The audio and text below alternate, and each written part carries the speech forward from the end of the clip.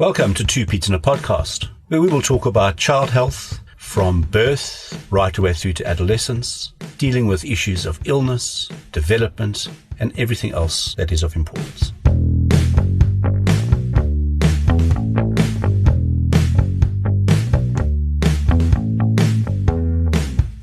Welcome everybody to Two Pete's in a Podcast. This is episode 20. And as usual, I'm Simon Strawn, and with me is my friend and colleague, Michael Platten. Hi, Mike. Hello. Right, so we're doing the last series now in that wonderful topic called diarrhea. And we've done it separately from vomiting, because diarrhea is not always associated with vomiting.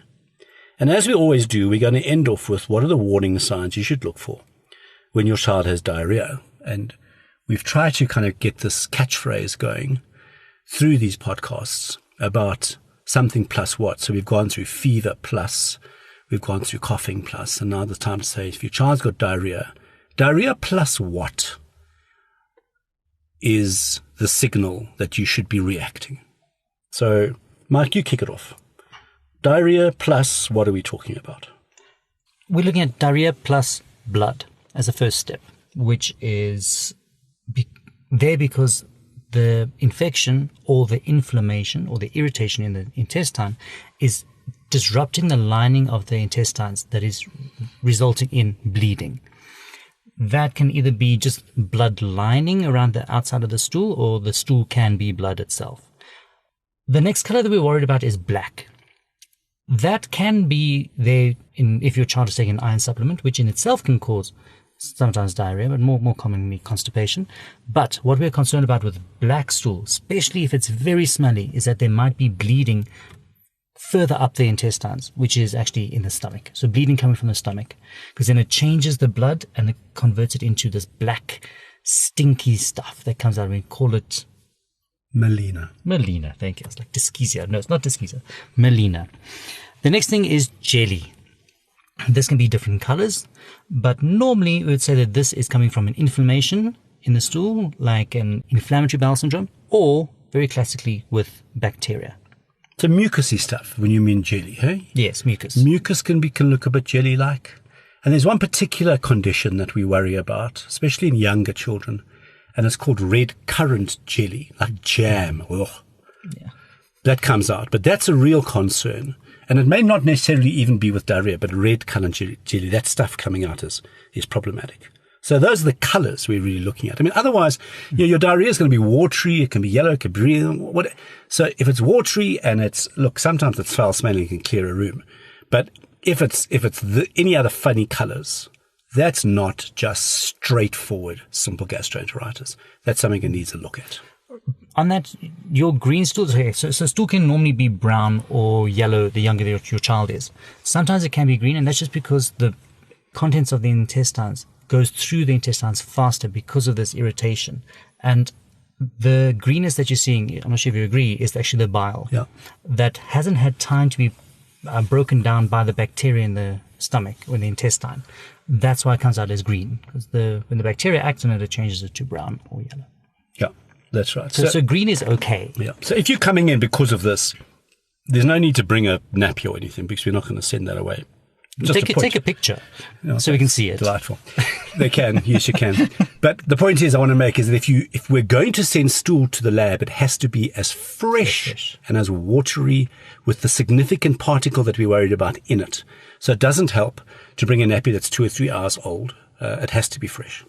So the other things we worry about apart from this are when your child has diarrhea is your child at the point of dehydrating, which means, is your child able to drink sufficiently to replace what's coming out the bottom, number one.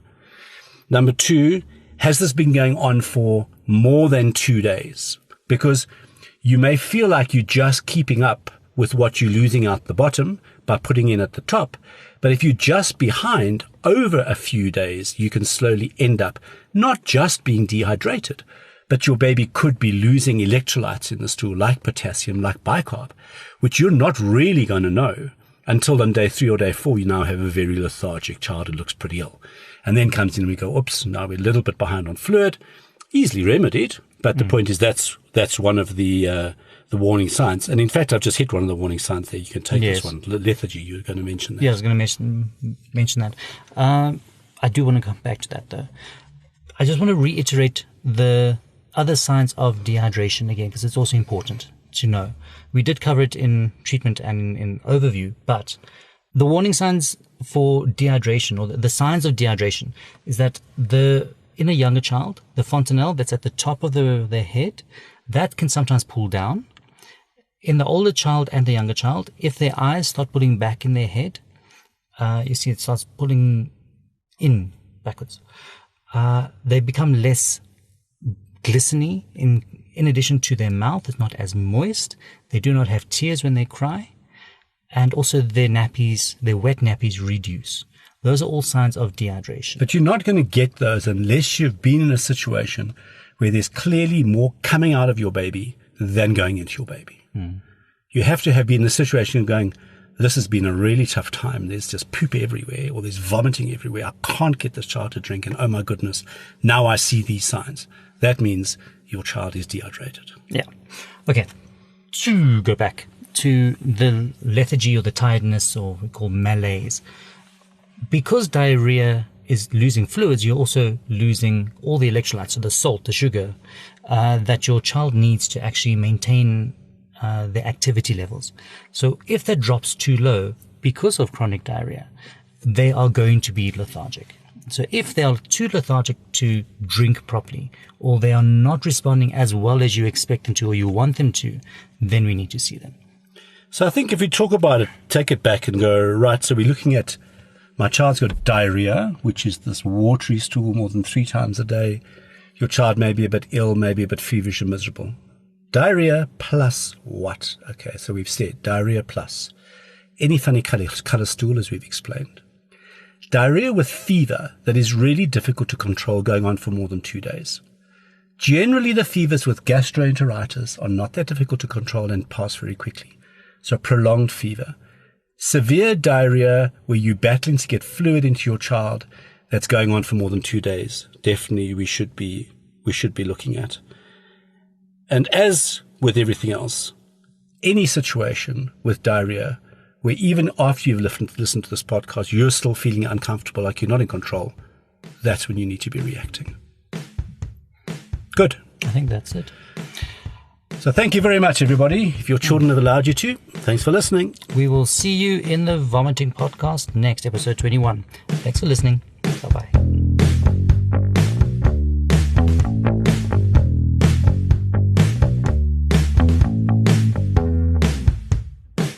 Thanks for listening. If you found this of value, please be sure to sign up to our email list at www.careforkids.co.za, and that's the numeral 4, and subscribe in your favorite podcast app or follow us on Facebook. At 2 Peas in a Podcast. At 2 Peas in a Podcast. TWO, not the numerical 2.